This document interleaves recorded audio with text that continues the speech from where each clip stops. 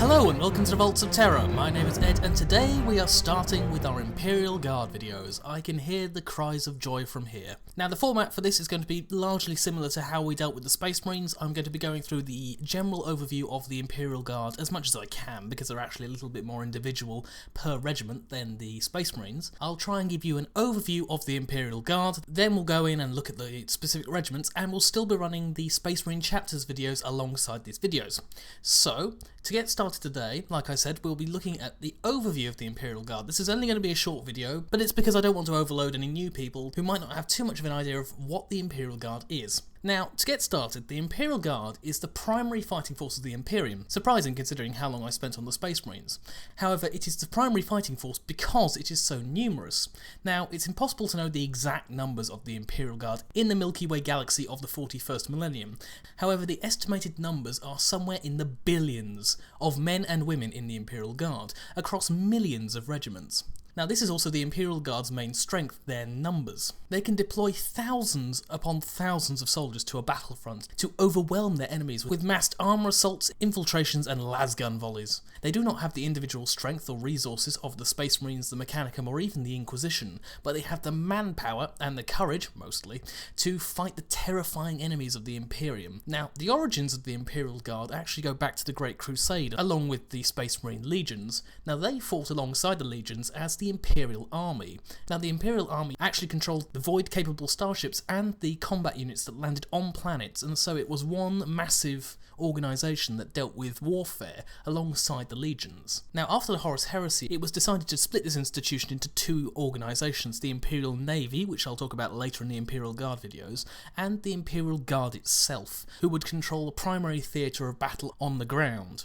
Now, from that time, the Imperial Guard has fought the majority of the Imperium's wars, from invasions to defence and even suppressing rebellions on their own worlds. And the structure of the Imperial Guard is different to that of the Space Marine chapters, in that they are far larger and they're a little bit more broken down into different ranks and regiments. So the Guard are made up of individual regiments, in fact. Now, each of these regiments are usually from a single homeworld, from which they are unlikely to return once they're recruited into the Guard, and the entire operation is dictated by the Departamento Munitorum, an aspect of the Adeptus Terra. A regiment will then be assigned to a battle group, which can be made up of multiple regiments, with the general staff of each regiment being rolled into one command structure.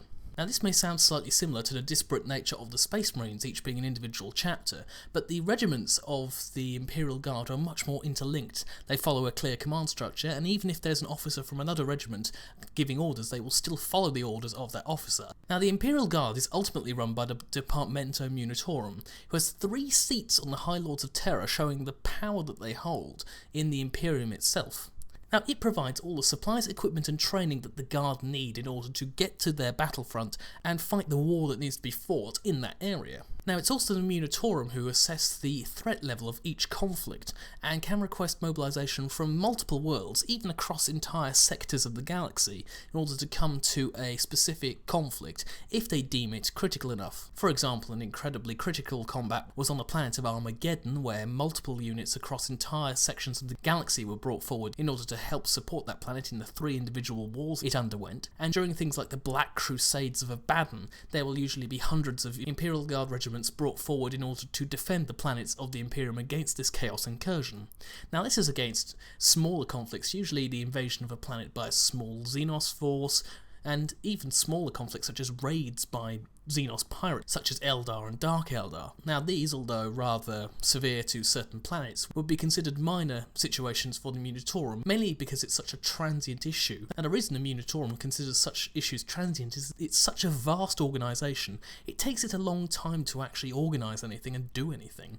Once a call for aid comes in, it could be months, years, or even decades before an Imperial Guard regiment is dispatched in order to aid a world. Thus the world undergoing infrequent raids by pirates would usually not receive that much support from the Munitorum. Usually it would be the planetary defence force of that specific world who would have to deal with such raids, Now, the regimental structure beneath the munitorum level is usually composed of officers and non-commissioned officers, or NCOs, taken from that world itself, so they will usually be planetary natives. Now, they will of course be augmented by specialists from off the planet, so this would be people like commissars, who are political officers who are recruited from special schools, and tech marines to run the equipment of the Guard regiment, who of course will be rarely trained on the same world as the Guard unit which they will be operating with. Once the Guard regiment has been raised, the officers been put in place, and the rank and file been brought or conscripted into service, they will usually be transported up to a transport ship that will be then making its way towards a combat zone. Now, aboard this transport ship, they're usually quite slow, void-capable warp craft. They will learn to fight and use the equipment that is provided by the munitorum, and the officers will also learn how to command in a war zone, if they do not know how to do so already. Now, once they are in a war zone, a unit will usually remain there until the war is either won or they are destroyed by the enemy.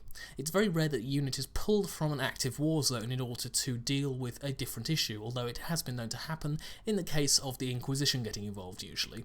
Now, once a regiment is formed and is at the front line, it will very, very rarely be reinforced from its homeworld. Survivors from regiments that are badly decimated will usually be merged into one regiment, even if they don't come from the same homeworld. Now, this can raise friction within a regiment, but it's also one of the best ways of reinforcing a regiment rather than having two small, broken regiments that can't operate in a conflict zone for any length of time.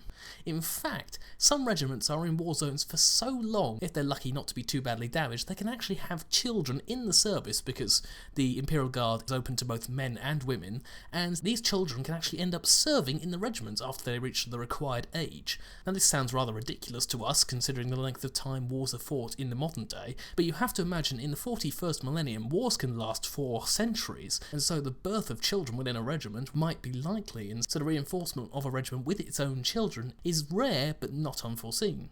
Now, regiments that don't get completely destroyed, but are brought down to a significant amount, they no longer become a fighting force, are usually either given an honourable discharge, although this is very rare, and like I've said, you will not find many examples of this in the lore.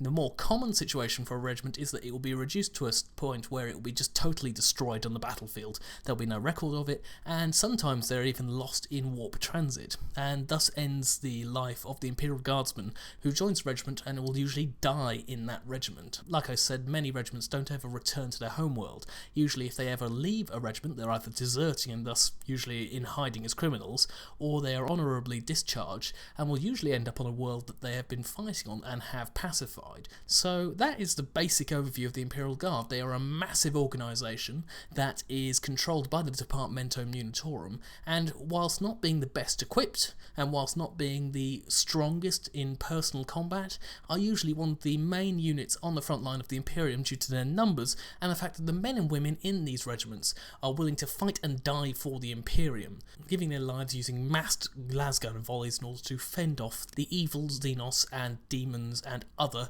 in the galaxy who are trying to take the worlds of the Imperium from them. Now, that is a very basic overview, and we will be going into a lot more detail further down the line, so do watch out for these videos. I'll be not starting the regimental videos for a while. What I will be doing though is I will be bringing up some more Space Marine Chapters videos, maybe in a few videos time, just so we can get the Imperial Guard settled and get their videos going.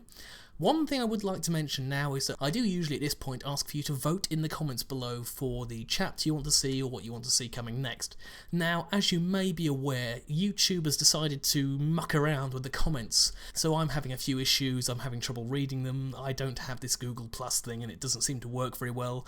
It seems to try and separate my account from my YouTube account, and then I can't log into YouTube, so I have to do some jiggery-pokery and shut things down, and it's just not worth my time. So you can vote in the comments below. However, I am thinking of setting up some sort of forum somewhere in order to get your votes in and just have more general discussion without having to fight with the comments system below.